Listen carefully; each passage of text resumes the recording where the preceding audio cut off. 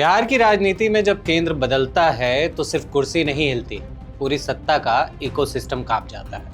और इस बार तो मामला सीधा सीधा दिल्ली ट्रांसफर का है, इसीलिए पसीना सिर्फ नेताओं को नहीं, बाहुबलियों को भी आ रहा है। नमस्कार, मैं विनीत कुमार और आप देख रहे हैं द हिंदी टॉप। और आज बात बिहार की उस सियासी हलचल की जहां नीतीश कुमार के दिल्ली जाने की चर्चा ने उन नेताओं की नींद उड़ा दी है जो अब तक सत्ता के साइड गेट से एंट्री लेते रहे। सवाल बड़ा सीधा है, नीतीश के जाने से आखिर किसका खेल बिगड़ रहा है और क्यों अनंत सिंह से लेकर आनंद मोहन तक अचानक बेचैन दिख रहे हैं। देखिए, पिछले 20 साल में बिहार की राजनीति एक लाइन से में समझिए, नीतीश हैं तो सिस्टम है, नीतीश नहीं तो सिस्टम रीसेट है।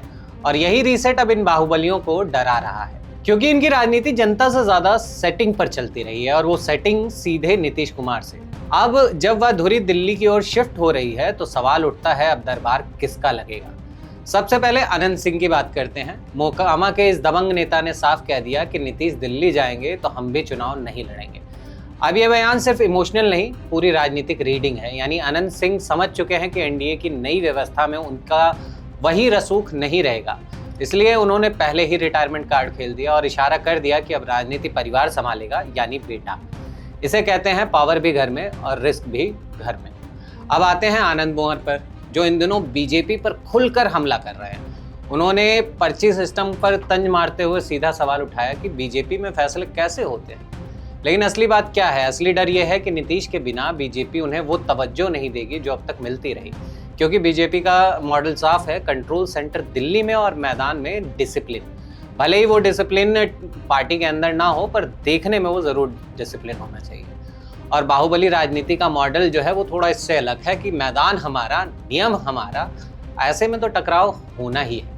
अब इस बीच लवकुश समीकरण पर भी चर्चा तेज हो गई है। आनंद मोहन ने साफ चेतावनी दी है कि नीतीश कुमार का राज्यसभा जाना एनडीए के लिए आत्मघाती हो सकता है। उनका दावा है कि कुर्मी कोयरी समाज में नाराजगी है, यानी सीधा मैसेज, अगर सामाजिक समीकरण बिगड़ा तो सत्ता का गणित भी बिगड़ेगा। और यही डर बीजेपी के लिए भी सबसे बड़ा टेस्ट है। लेकिन सबसे दिलचस्प चाल जो आनंद मोहन ने चली वो थी निशांत कुमार कार्ड। आनंद मोहन अब खुलकर कह रहे हैं कि अगर जेडीयू को विरासत बचानी है तो निशांत कुमार को सीधा मुख्यमंत्री बना दो। अब यह सुझाव कम, रणनीति ज्यादा है, क्योंकि अगर निशांत सीएम बनते हैं तो पुरानी सेटिंग भी बची रहेगी और नई व्यवस्था में भी जगह मिल जाएगी। इसे कहते हैं राजा भले ही बदले लेकिन दरबार वही रहता है। अब पूरी तस्वीर को जोड़िए, ये वही नेता हैं जो कभी लालू प्रसाद यादव और तेजस्वी यादव से भी नजदीकियां रखते हैं और सत्ता के हिसाब से अपनी पोजीशन सेट करते रहे हैं। लेकिन अब दिक्कत यह है कि आरजेडी कमजोर है और एनडीए में बीजेपी मजबूत, यानी अब स्पेस कम हो गया है और यही इन बाहुबलियों की सबसे बड़ी चिंता है।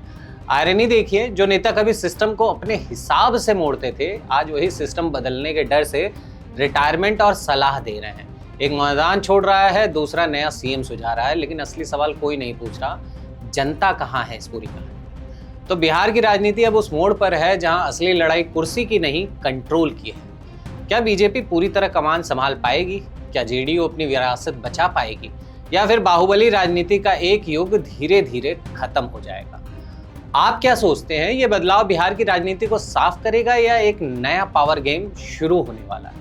कमेंट में जरूर बताइए, क्योंकि बिहार में कहानी कभी खत्म नहीं होती, बस किरदार बदल जाते हैं और खेल और भी ज्यादा दिलचस्प हो जाता है।